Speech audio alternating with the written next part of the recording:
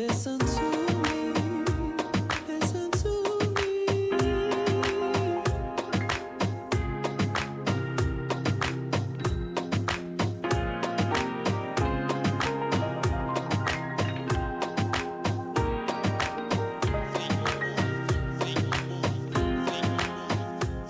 Illuminating. Remember, we are going to make our voices heard.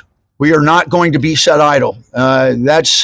That's not in our nature. Our oaths never expire, and we need to march, and we need to do this, and we need to keep up pressure because there's some bad actors, both at the, I hate saying this, but inside our walls with some of the VSOs and out inside our house. So, all right, let's get started here. I'm going to have Commander Hank Teuton come up, and he's going to do the invocation. Coast Guard graduate, Great American, Baruch Studios. Give a round of applause. Let us pray. Eternal Father, creator and sustainer of all things, through the powerful word of your dear Son, Jesus, we come before you today in humble and grateful thanks for the spirit of wisdom through whom you moved our forefathers some 250 years ago to pen the Declaration of Independence and to open the door for this democratic republic of the United States of America, a land committed to justice, righteousness, and truth. Moreover, Lord, we thank you for the faithful men and women, the veterans of our military service, who, following the example of our Lord Jesus, who being very God and creator of the universe, declared that he had come not to be served, but to serve one another. Bless these stewards and defenders of our precious gift of American independence. Grant us all the grace and appropriate honor for them for their relentless courage and their commitment to defend the Constitution and the liberty of free people. We pray today for unity with our brothers and sisters in the State House as they consider House Bill 154 and Senate Bill 67. We pray that by your divine power, you will slow down the unreasonable rush to push this bill through and open the door to collaboration. Now unto the King eternal, immortal, invisible, the only wise God, be honor and glory forever and ever. Amen. Thank you, Hank. Thank you very much. This is Providence. I want to say something here. If you would have told me a year ago I'd be standing up here doing this, I would have scoffed at you. I was happily semi-retired, small farm down in Pentlala. But God puts people in your lives.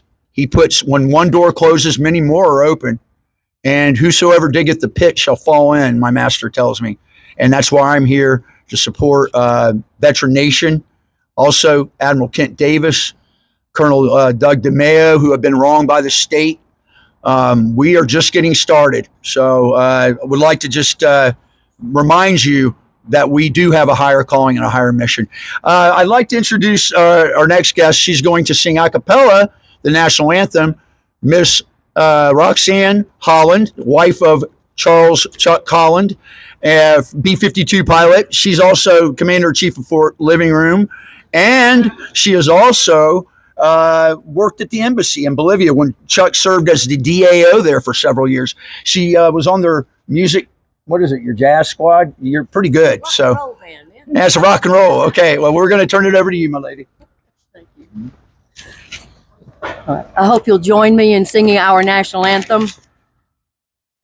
Oh, say, can you see by the dawn's early light what so proudly we hail at the twilight's last gleaming, whose broad stripes and bright stars through the perilous fight o'er the ramparts we watch were so gallantly streaming, and the rocket's red glare, the the bombs bursting in air gave proof through the night that our flag was still there. Oh, say does that star-spangled banner yet wave o'er the land of the free and the home of the brave. God bless America and God bless our veterans. You were in a rock and roll band. All right, a little bit background on me. You may be wondering who I am. I spent 23 years in the U.S. Army, 12 and a half on active duty, the rest in reserve and IMA. But I was in a very unique program. I was an infantry officer that got branch detailed after 9/11 to tactical human intelligence. I worked for DIA Gray Fox with the Defense Intelligence Agency as a badge credentialed tactical human officer. I was the chief of field office Southwest Asia in Kuwait City, which ran all of CENTCOM's Army force protection and other OPSEC issues for DIA. Worked with the ISG, the Iraqi Survey Group, with Scott Ritter and the team, looking for weapons of mass destruction. We did not find any, but I do know we did find some red mercury, and it was nasty enough, and we didn't have protection. So I'm a ranger by trade, infantry officer. Then I got smart and I got sent over to the mechanized infantry, and I thought, what am I doing? Why have I been humping this ruck all this time? You know, I just go drive in a air-conditioned vehicle. So that's me. I'm pretty happy, and I love this state. I came here in 2015 from D.C. I was the Chief of Intelligence and Security for the U.S. Army Corps of Engineers Transatlantic Division in Winchester, which handled all CENTCOM, MILCON, construction. And then I was the Deputy CIO for the United States Mint at the U.S. Treasury for a year and a half. And then I came down here. I love it here. I believe this state as a special place. It's as red can be, yet there's some problems with some of our elected officials. And that's something that we can address and get our brothers and sisters on board. So that's me. And I just wanted you to know who's talking up here. All right, let's go ahead and let's move right into the very first speaker here. And I want to take the time to say that this gentleman I just met yesterday, but his reputation precedes him. His name is Colonel John Eidsmo, and he is a law professor. He is a chaplain of the Mississippi National Guard for the Mississippi State Guard, John, thank you. He has worked in a lot of different capacities, but he is, what I think I'm most interested about him is, yeah, he's a veteran, but you know what else he is? He's a constitutional law professor at Faulkner, and has really broken down the bills and really, I think, illuminated some things that we need to hear. So without further ado, I would like to present Colonel John Eidsmo, and he's an ordained pastor too. Greetings. Although I'm a past commander and current chaplain for our Legion post, I'm speaking here only for myself. I can say, however, that the many Legion members I have spoken with and those of other veterans organizations are unanimous in their opposition to Senate Bill 67. The State Board of Veterans Affairs is composed of veterans nominated by each of 6 veterans organizations. The substitute bill, and we have read the substitute bill, preserves some of this structure, but it utterly strips the board of all real authority, and it makes it into a mere figurehead board of advisors. Here's the bill. In no less than 39 places throughout this bill, the board is stripped of power. In some places, this is done by striking board and inserting commissioner or department. In sections that require currently the approval of the board, the word approval is stricken and words substituted like in consultation with, or with advice of, or with recommendation of. The governor or the commissioner or the board or the department are free to ignore the board's advice or recommendation or consultation If this bill becomes law, the board will be nothing but a rubber stamp. There has been much discussion about who will serve on the board and how they will be selected. But it doesn't matter who serves on the board if the board has no authority. For a long time now, the board has selected the commissioner for a 4-year term, and the board has had power to remove the commissioner, but only for cause. If this bill becomes law, the board will be stripped of its authority to appoint or remove the commissioner. The commissioner will be appointed by the governor, and he will serve at the pleasure of the governor. What does that mean, at the pleasure of the governor? It means the governor can fire the commissioner for any reason she chooses, or for no reason at all, or even because the commissioner has had the integrity to file an ethics complaint against a member of the governor's cabinet. So what if the commissioner has a seat on the governor's cabinet? He will not dare speak the truth if he can be removed at the governor's pleasure. Now, why is this bill before the legislature at this time? Why is there a need for this bill, for these sweeping changes? Why is this bill being shoved through the legislature, giving the senators only 9 minutes to read and digest a 21-page substitute with no opportunity for questions, discussion, debate, or amendment? Is there some crisis in the delivery of veteran services? We have not been informed of any such crisis.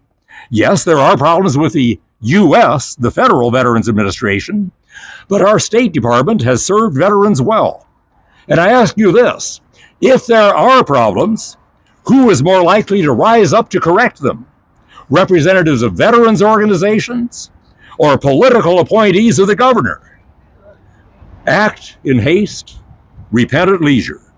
Legislators, please table this bill, then study the issue, work with veterans, get veterans' input, and in the next legislative session, or maybe even in this session, design a bill that will truly serve the needs of veterans and of the people of Alabama.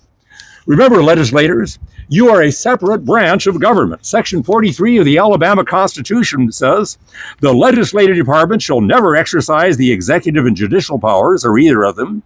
The executive shall never exercise the legislative and executive powers, or either of them, to the extent that it may be a government of laws and not of men.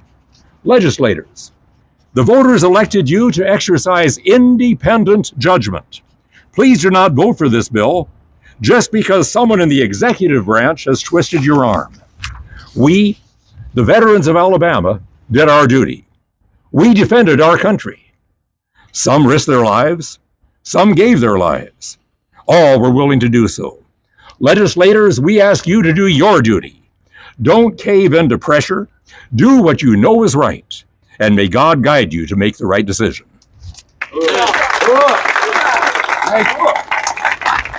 So I think it's safe to say that we have some constitutional rightness to our cause then. All right. All right. Excellent.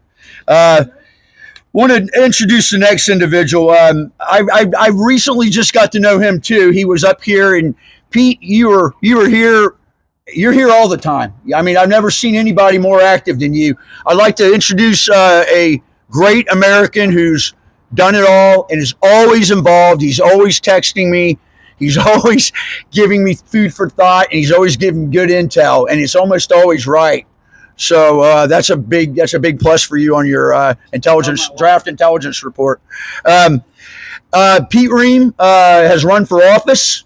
He's the MOA chapter president right down south, and just a great American, and he's a naval surface warfare officer.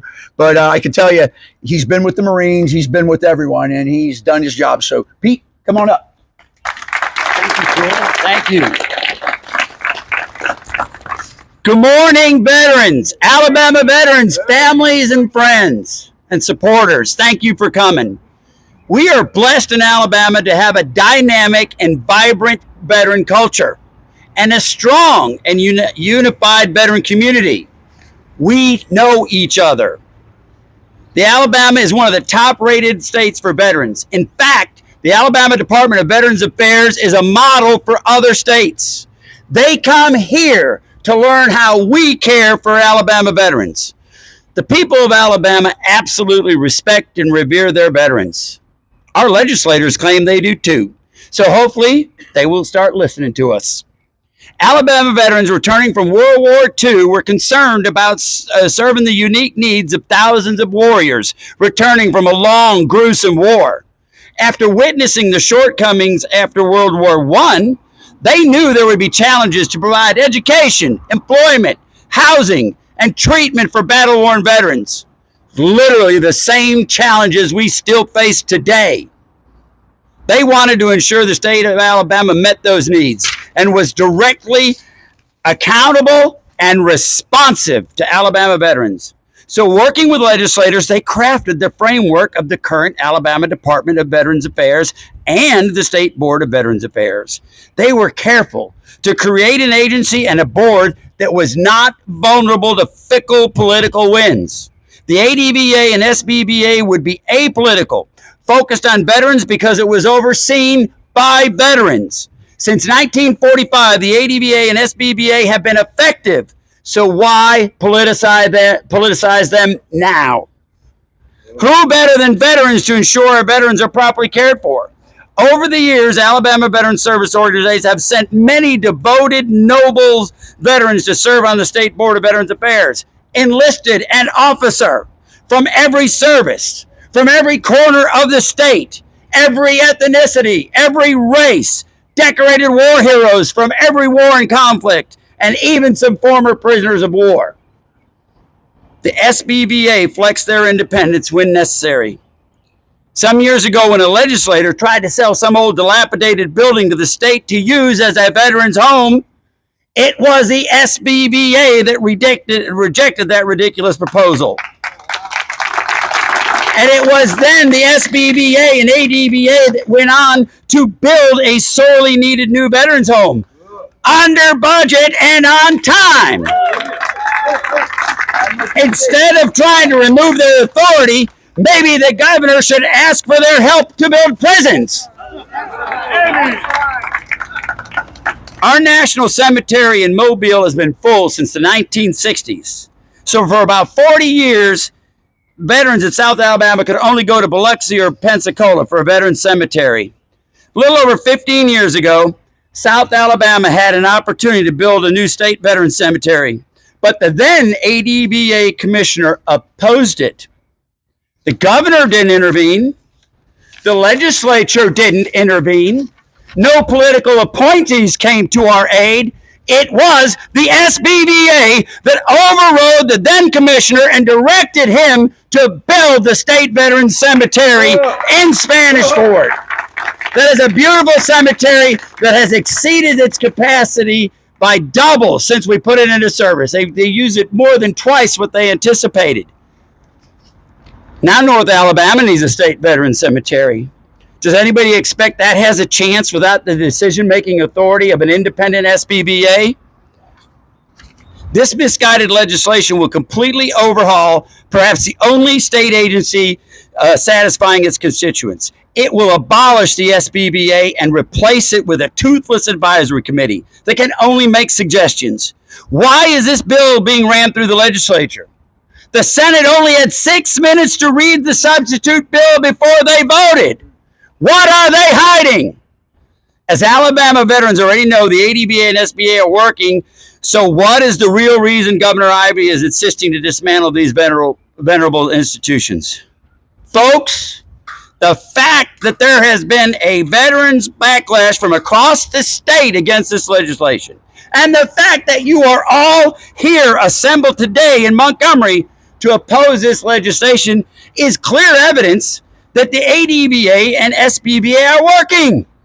Because if they weren't working, we would not have known about it. We would have never known. We would have only read in the paper one day they passed some new legislation to help us again. But we know because they touched a nerve. They touched what we already have.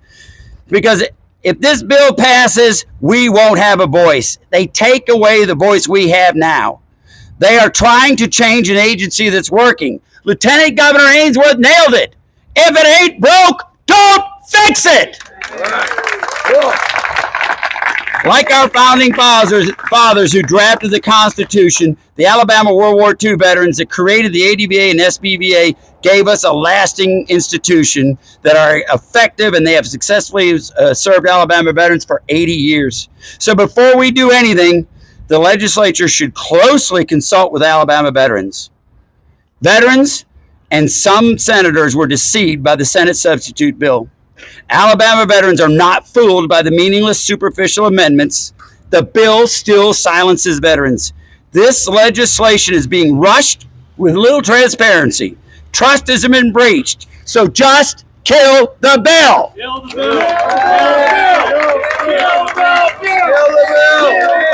bill! Kill the bill! Kill the bill! Kill the bill! Kill the bill! Kill the bill! Kill the bill! Kill the bill! Kill the bill! Oh, nice. You know, it's kind of hard to follow after you now. It's like I was on Phil Williams' show thanks to Becky Garretson last night. Had a really good talk, and he found out he was a ranger and a pathfinder like me. And he goes, after I left, he goes, woo. He goes, I want to find a switch and go hunt a bear after listening to him. He said, that's how I feel about you. So it's more fitting for you. Next individual I want to give you is my privilege. I have a very strong affinity for this individual. He's the very pointy tip of the spear for the U.S. Army Air Corps. I mean the Air Force. I always do that with my Air Force people. You're ground to mud. Put that steel on target. Anyways, his name is Douglas Cinco DeMaio, but he goes by Cinco as his call sign for fighter. He has over 2,600 hours, or 2,800, I think it is, Cinco, in the Viper. He was brought here specifically for a reason. The governor and the TAG at the time handpicked him out of the Air War College to be a space and a China prep guru for the next generation of fighters that were coming in for the Red Tails at the 187th, the F-35-2 Lightning, which, come to find out, Alabama has the most advanced version of that. Nowhere else in the arsenal or in the inventory of the U.S. Air Force is that particular model right now being used in a wing. So that shows you the importance of what that mission set was. And this man leans forward out of his foxhole and out of his cockpit. He's always doing the right thing. He was wronged. He was taken out under very suspicious circumstances, and he's won a suit in the federal court. He's continuing to fight, and the state still ignores it. So I want to welcome a brother and a brother at arms and a comrade. Cinco, right up here.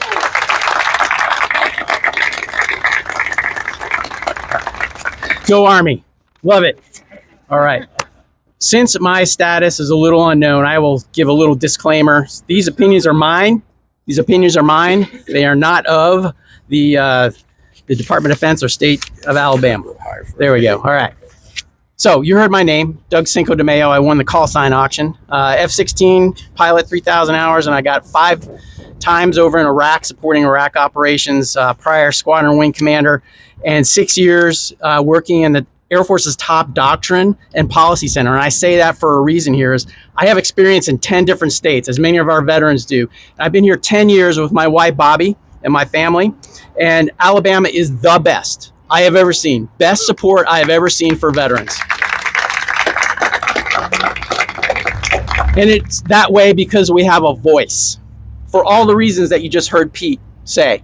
And I'm not gonna be able to top what he says, but I'm just gonna go ahead and talk about a couple quick things. So we're opposing this bill. Why are we here today?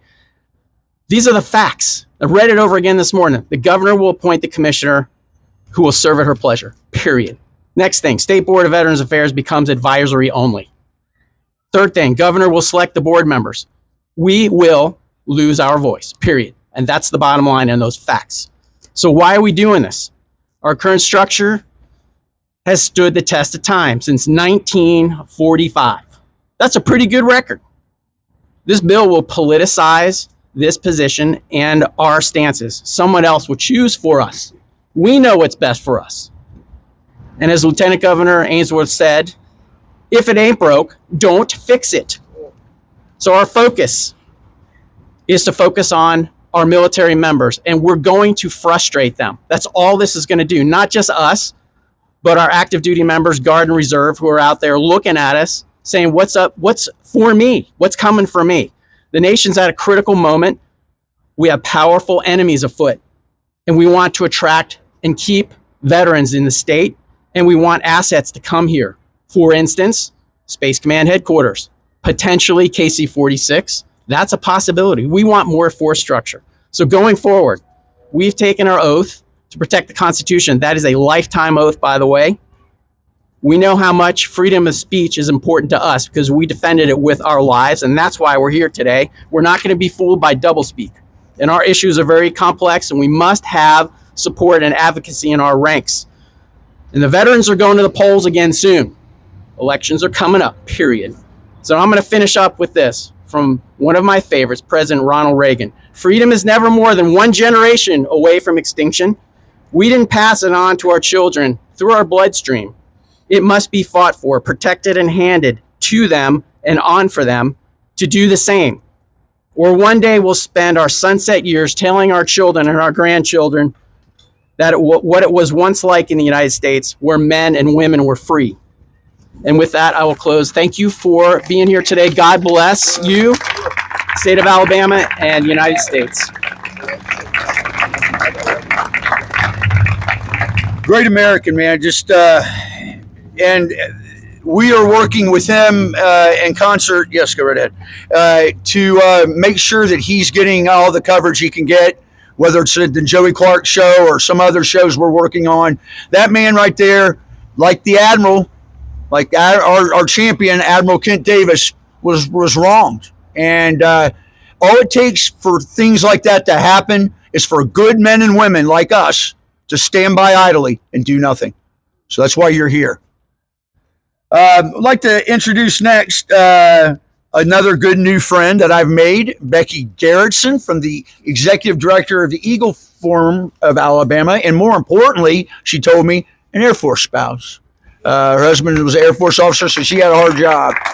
She's also a political candidate in the past. She's a wonderful,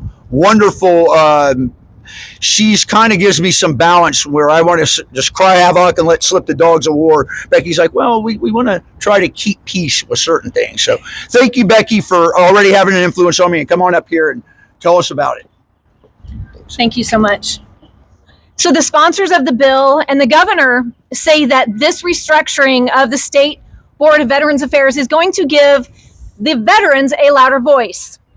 How does stripping away all of their authority that they've had for 80 years, that has been so powerful it had the effect and force of law, how does stripping that away give veterans more voice?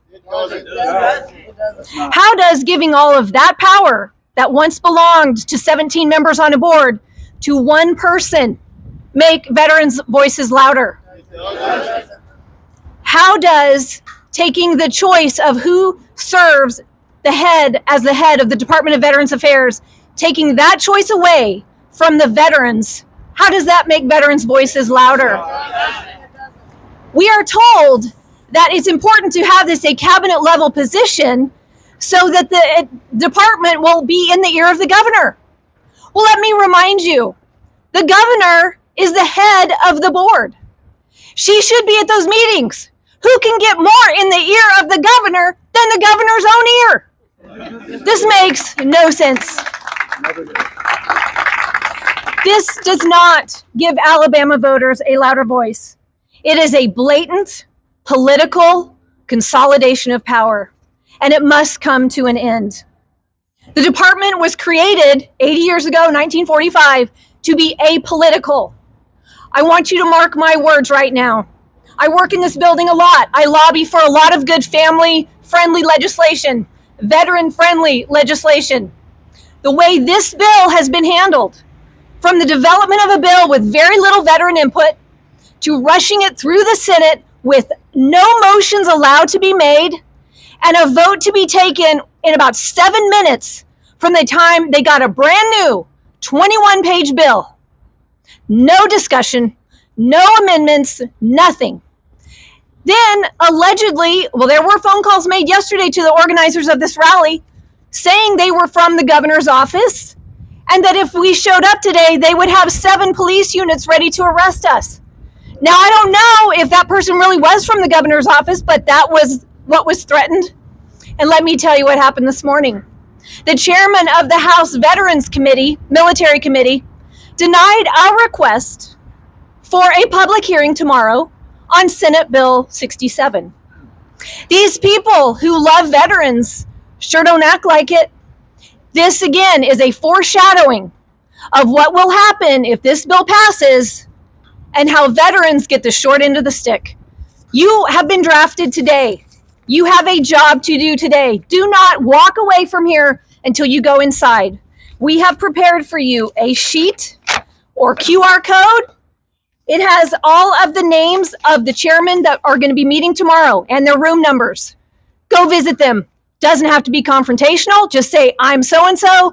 I'm in retired Air Force. I'm part of the VFW and I oppose this bill and I'm asking you to vote no. That's it. You don't have to get into a big fight. That's all you need to say. If they're not in their offices, you can pull them off the House floor. Directions are in the paper or on the QR code. If you don't know who your legislator is, there's a link in the code so you can find out and you can go see them. They don't know we're out here, people. They're in the inner rooms doing work. They don't have any clue we're here.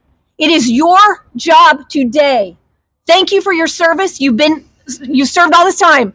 What you do today, they must hear you. Please go see them and use the paper, and thank you for your time. Thank you for being here. Kill the bill. Kill the bill. Kill the bill. Kill the bill. Kill the bill. I think if we make enough noise, they'll know we're out here. All right, this isn't a library or study session, so we can be loud a little bit. I want to stop for a minute. I want to say something. The chief of security here, Miss Gordine, is an outstanding individual. She worked very diligently to get us Dress Right dress. She made it happen. I want to stop and I know she's not out here right now, but she was a consummate professional and she made things happen where we didn't have all the proper clearance. So I just wanted to salute her for a minute. She's a great lady. And now I've got a friend here, so I got someone I can call when we want to do something. Thanks. I don't have to bother you all the time, Becky. Next, our very, very special guest. I'm beside myself that we have him here. This individual served as the Adjutant General for the state of Alabama. He was responsible for many, many deployments and many, many returns. Some units were returning without some of their members, and he had to be there for that too. He's been on the good, the bad, and the ugly side of it. He cares deeply about America, Christendom. He's a fine, fine Christian man, and I've enjoyed the short time I've gotten to know him. He's worked at the Pentagon. I know that had to be your favorite assignment up there too. I know that was fun. But he's just a good person that has a down-to-earth heart. He cares about what we're doing. He cares about how we present ourselves to our colleagues out there. And I just want to take this time to thank him and his beautiful bride, Paula, for coming up from the Gulf Coast and be with us. I give you Major General Mike Summeral. She's better looking than you. Let her up here. Let her up here. Paula. I'm a proud Army wife. I have been an advocate for military families for years and years. The Lord put me in D.C. with my husband at the Pentagon, and during the time that Walter Reed Army Hospital was going through all the upheaval about the mold and people not going missing, not knowing where they are, and I just poked my nose right in and was recruited for a job. And I ended up working with Wounded Warriors, which I did for several years. And I also worked, I ended up running the volunteer and child and youth program for the National Guard. So I was closely connected with military families. And I will tell you, without any doubt, that whatever impacts a veteran impacts military families, whether it's a spouse, whether it's children, whether it's parents of these young folks that have enlisted and are serving our country right now. Tracy, one of my friends right over here, her son's finishing training in the Marines. She will be impacted. She also takes her parents to the VA hospital over in Biloxi. Families are impacted. It makes a difference. If we don't take care of our veterans, we're not taking care of our military families. I remember walking the halls of the old Walter Reed Hospital. A mom showed up from California. She was a Marine spouse. Her son had been injured in Iraq. He was a Louisiana Guardsman. She came despite the fact that she was undergoing chemotherapy for breast cancer. Her prognosis was not good, but she was there with her veteran because her life was impacted as well as his. I remember being there in occupational therapy one day with a young man who had 2 prosthetic lower arms, and he had worked diligently to be able to button his shirt. I was there the day he cried because he finally buttoned his shirt. His goal was to get healed and proficient enough with his prosthetic hands to be able to hold his new little baby girl. Those of us that work with military families have seen things like this over and over. We have attended those military funerals. We have attended those military memorial services for people who did not come back. One day when we were in Tampa, Mike had to present a belt buckle, the only remains of one of our people, to his wife. A belt buckle. Let that register. A belt buckle. I have seen so many things, and I will tell you over and over and over again, what impacts our veterans impacts our military families. It doesn't matter what affiliation you have, whether you're an enlisted person, an officer. It doesn't matter if you go and get on a ship or fly a plane. It doesn't matter. The families of our military people are at risk if we don't take care of our veterans. Thank you. God bless you.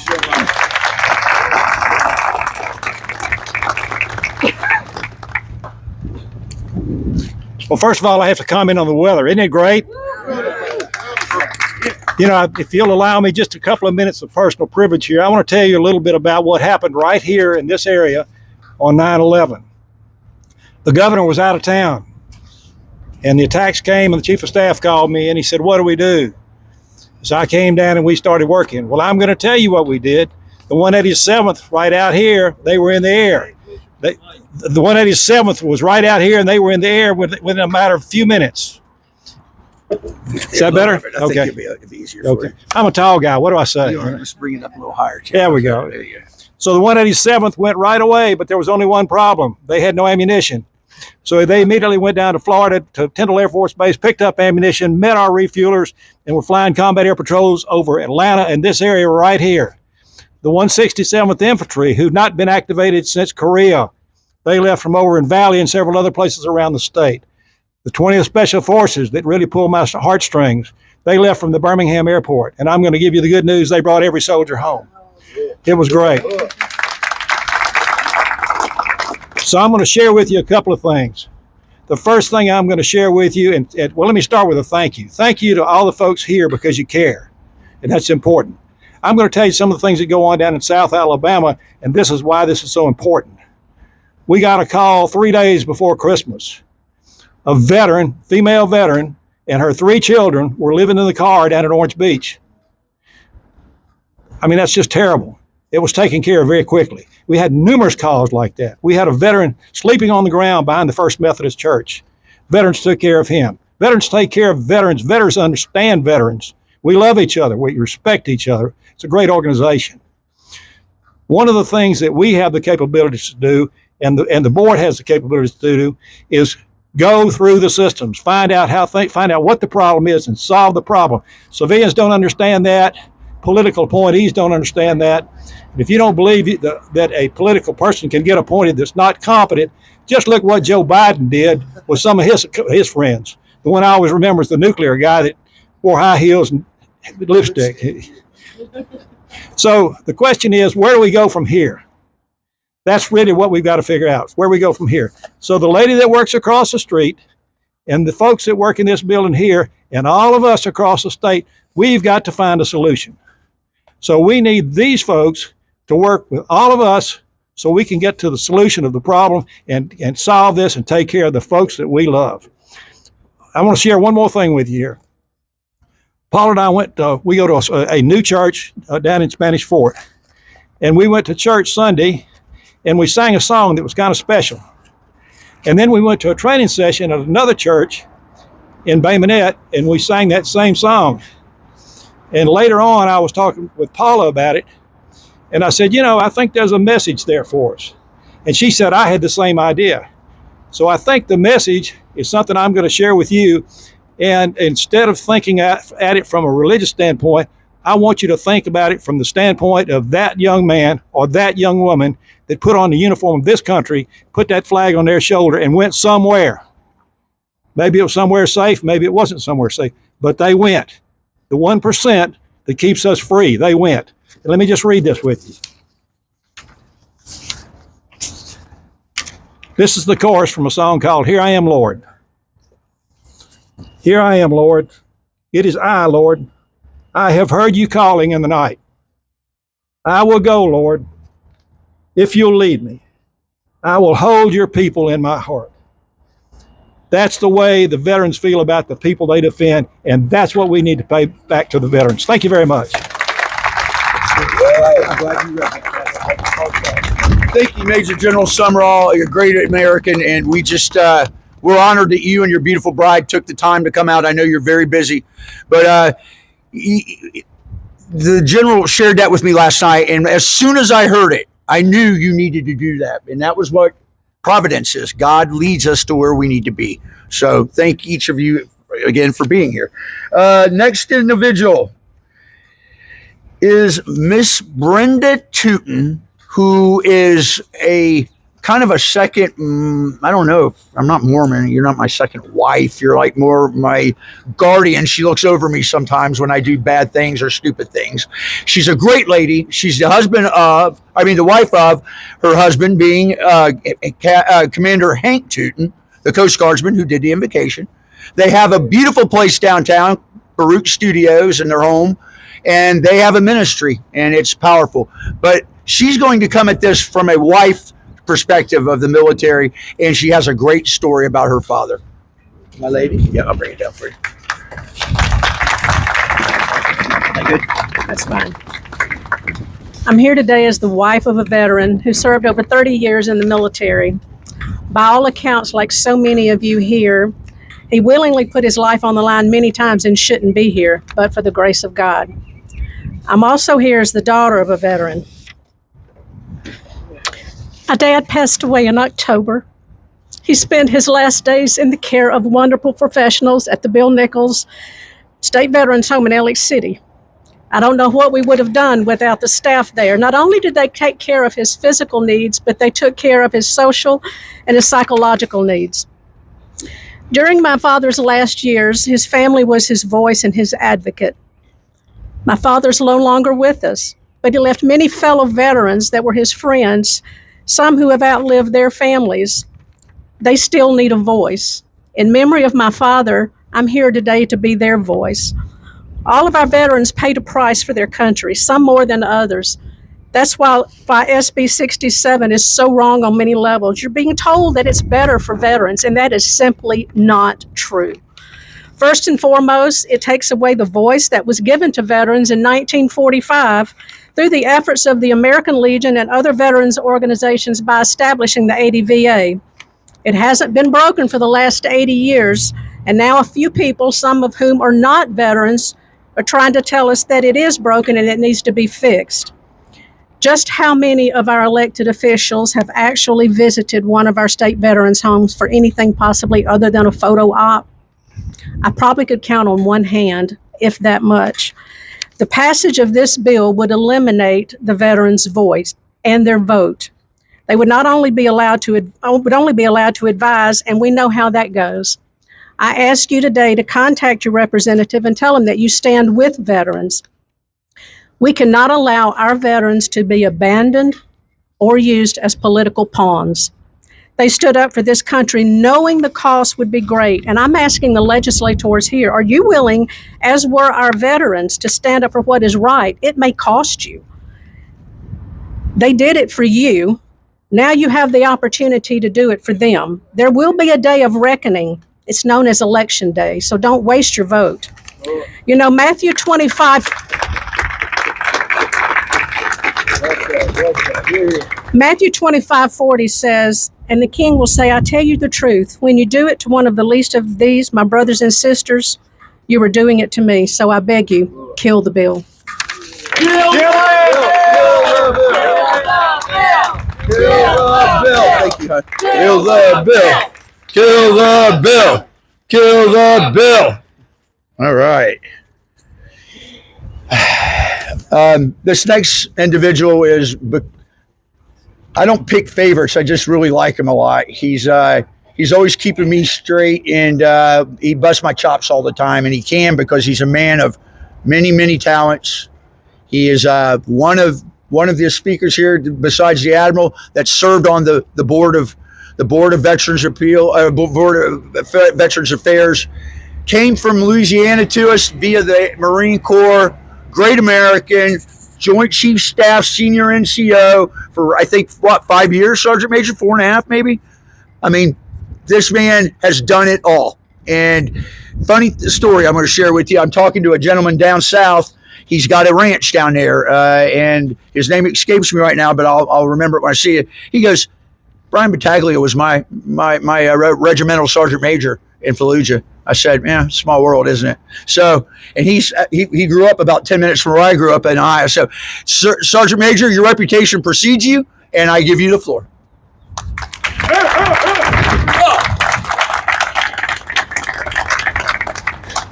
Well, ladies and gentlemen, this is where the term ambush comes out from, because I really didn't know I was speaking today. I thought I was just going to stand in the lower ranks and work the crowd as I have been. But I'm very, very appreciative to be up here and at least represent part of our veteran community. As a proud Alabamian resident, I too hope that this bill is disintegrated and that our senators and representatives in the House can see the light as our Lieutenant Governor has. This bill is absolutely unnecessary. It's ridiculous, and it cripples that what I've seen, having served on the State Board of Veterans Affairs, and how it can execute its duties to the maximum potential of providing veterans in the state of Alabama of what you have rightly earned in your service to our country. So I'm going to end my short remarks and yield back any time that I have with what the governor said. If it ain't broken, don't try and fix it.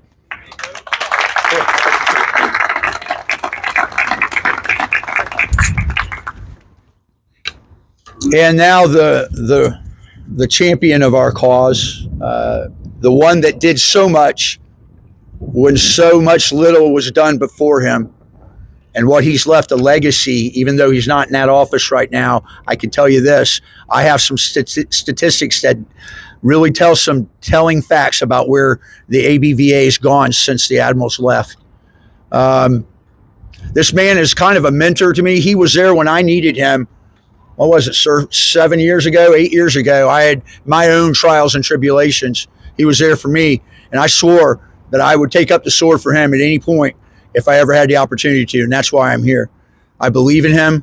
I believe in his genuineness. You'll be hard-pressed to find a better man all around with more genuine care. I've watched him stop what he's doing in the middle of the day and change his schedule to come to our house to be with my father before he passed away, a Vietnam veteran. He has 28 hours in a day, and I don't know how he does it, but he's my friend, he's my mentor, he's my commander, and I'd like to introduce to you your champion of the cause for veterans, Admiral Kent Davis.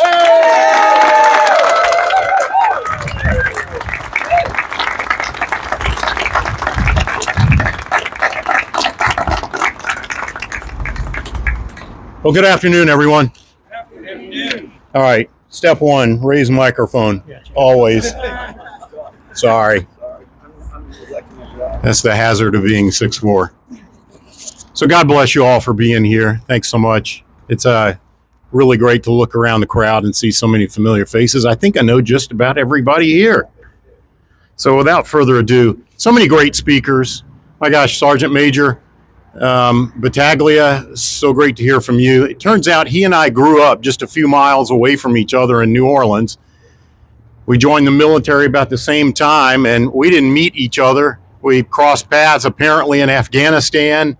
I found a picture the other day of him in it at my command in Afghanistan. But yeah, we really didn't meet until we linked up back here in Montgomery, Alabama. So I always start any speech by saying, look, there's several things I'm proud of. I'm proud of my faith in God and Jesus.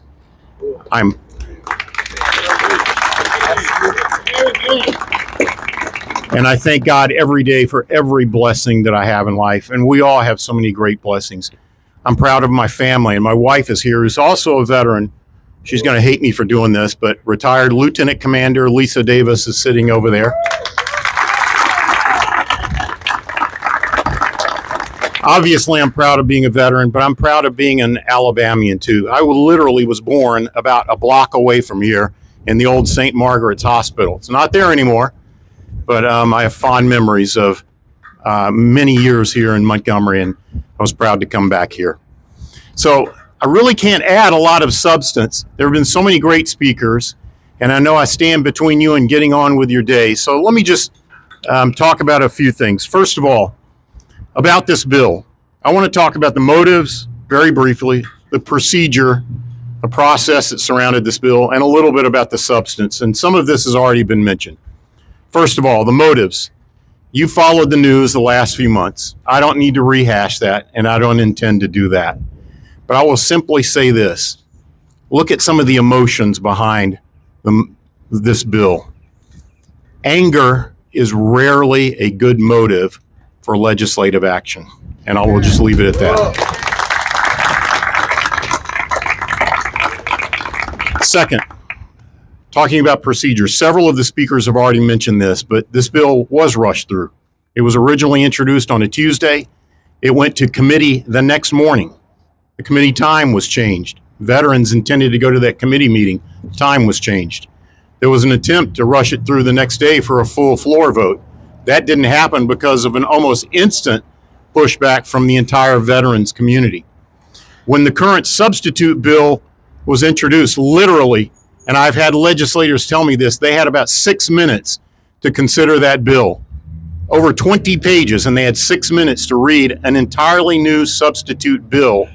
And no motions were allowed. After announcing that the bill was going to be carried over, there was a forced vote shortly after it was introduced. So I'm not sure that was a very thorough process given to our elected officials to consider that bill. What is the rush? There isn't a rush. The current process and structure has been around for 80 years. You've heard people talk about the successes, how happy veterans are with the Alabama Department of Veterans Affairs. It ain't me. I'm telling you, there are some great people that work in that department. I see at least one here sitting in the crowd. It is a good department that serves veterans well. Let's talk about some analogies.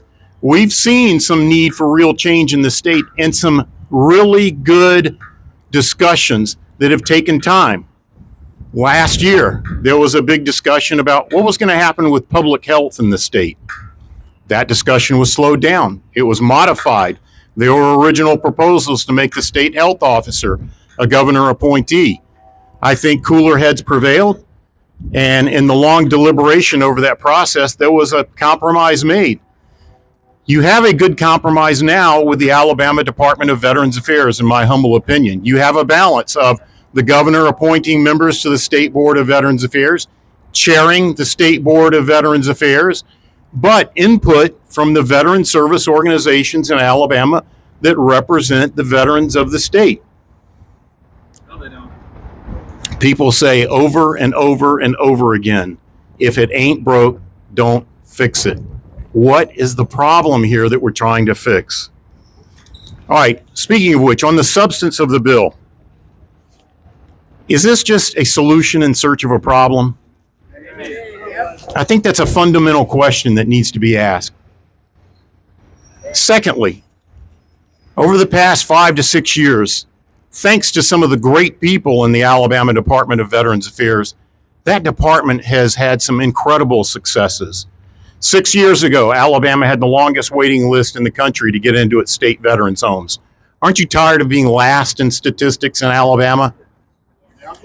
The State Board of Veterans Affairs initiated a brand new state-of-the-art that the rest of the country is now modeling on in Enterprise, Alabama, the Benny G. Atkins State Veterans Home, to address that long waiting list to get into the state veterans home. It was just opened in September.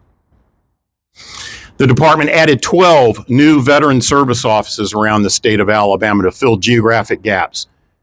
12 new offices that provide services to veterans. That department revamped their entire infrastructure for information technology to make their veteran service officers more mobile, more modern. They took their dependent scholarship program from a 75-year-old paper-based, very inefficient system to an online, modern, internet-based portal that increased the efficiency and the time in processing those applications. I could go on and on and on, but it goes back again to the lieutenant governor's adage of, if it ain't broke, don't fix it.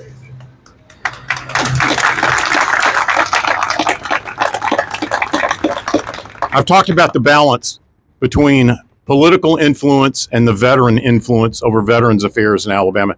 That is important. We live in a system of checks and balances in this country. We have 3 branches of government. Those checks and balances should be built in, especially in a specialized community like the veterans community.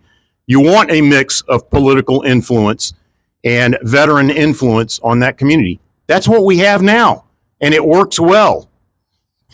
I've heard talk also from some of the speakers about what is the difference between the U.S. Department of Veterans Affairs and the Alabama Department of Veterans Affairs. There is a lot of confusion about that. And I've seen some of the social media comments about this bill online.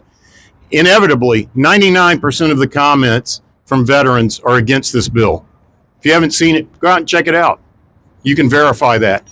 Every once in a while, someone will put a comment that says, we need reform because veterans' medical care needs improvement. It suffers. And I've had to tell people, that's the federal VA. That's not the state VA. This bill has nothing to do with that. So if you're looking for reform in medical care for veterans, you need to talk to your U.S. congressman, not this state house. Now, I happen to be a big fan of the federal VA. I'm a recovering cancer patient. My care with them has been great. I just want to say that publicly. But for those who get confused and say this bill is about improving VA medical care, it has nothing to do with that. It's mixing apples and oranges. So that's my discussion of the substance of the bill. There is one last thing I want to mention. There are about 400,000 veterans in this state. When you add in their family members, you're talking about a quarter of the state of Alabama, probably the largest voting bloc in this state. Why is that important?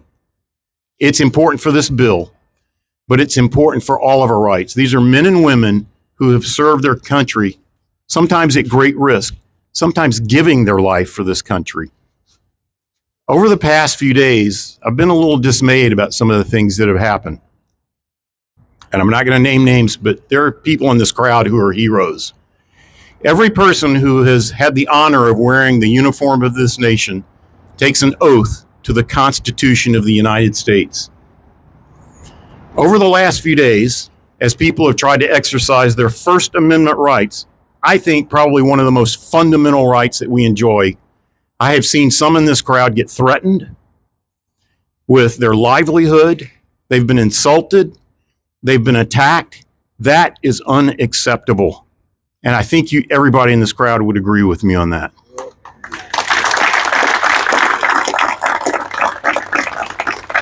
So carrying that theme forward, what Becky Garretson said earlier and others, I would urge you, exercise that right that you earned. If anybody has earned the right to have your voice heard and to talk to your elected officials, it's those veterans and their family members who have borne the battle for this country. So please talk to your elected official. You earned that right under the First Amendment. and do not step down from that. And I would say it's an obligation. Thank you so much for your time. May God bless all of you.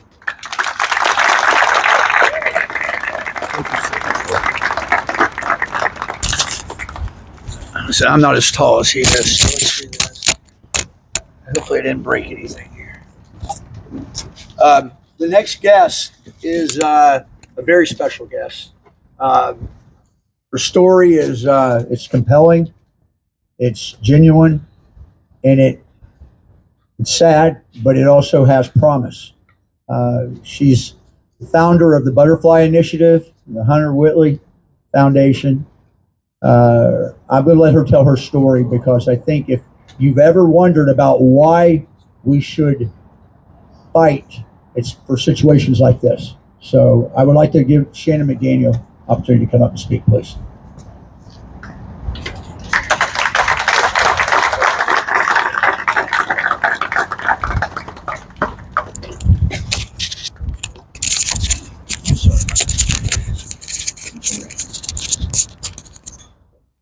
Thank you. Hey, I'm Shannon McDaniel, and I'm here today as a mother, a proud American, and an advocate for our veterans. But most of all, I'm Hunter Whitley's mom. And Hunter was a Marine. He was a son, a friend, and a brother to so many, both in and out of uniform. He lived his dream of serving his country, and he carried the weight of that service long after he came home. And like so many of our heroes, he fought battles that no one could see. And on November 13th of 2022, he took his life.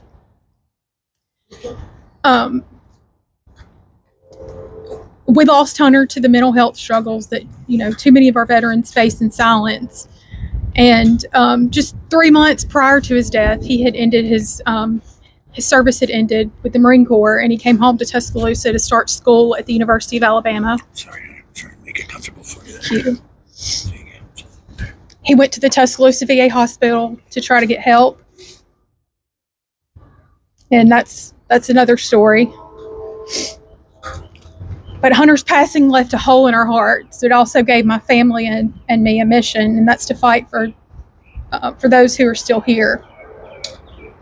And that's why we founded the Hunter Whitley Butterfly Initiative, which is a nonprofit dedicated to bringing awareness and providing support for veteran mental health through community events, education, advocacy. And we're working to, break the stigma around mental health and ensure that no veteran feels alone in their fight. And Hunter believed in standing up for what was right, and today that's exactly why we're here. To stand up for our veterans, their voices, their rights, their well-being. An Alabama State Veterans Program was created to serve those who served us, and it was built to be free from politics, to ensure veterans and their families have a real voice, to protect transparency, and to make sure those who sacrifice so much are not left behind. And Senate Bill 67 threatens all of that.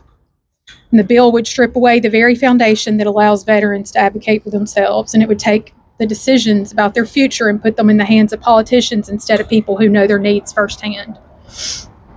And our veterans don't need an advisory role. They need a real voice, real action, real support. To every veteran standing here today, we hear you, we stand with you, and we fight for you, because no one who has fought for this country should have to fight for the benefits that they've earned. And we're not asking for favors, we're demanding what's right, and will not stop until every veteran in Alabama across the nation gets the respect, resources, and representation that they deserve. Thank you.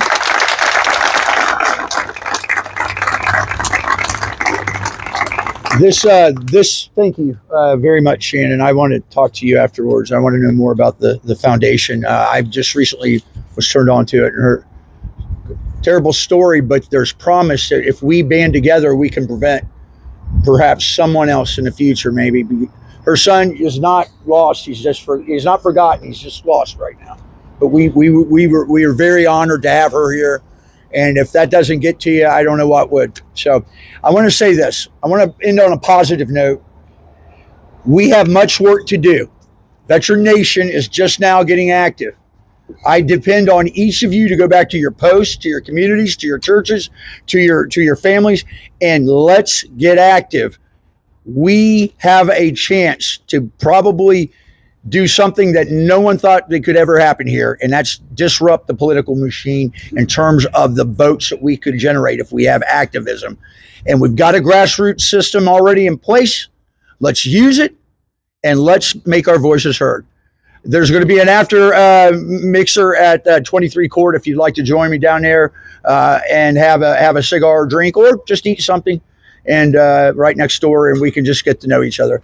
Is there anything, Sergeant Major, I'm missing? If you forget what to say, here's a trick for you. If it ain't broke, don't try and fix it. If it ain't broke, don't try and fix it. If it ain't broke, don't try to fix it. Thank you. Awesome. There is a media availability for all the speakers.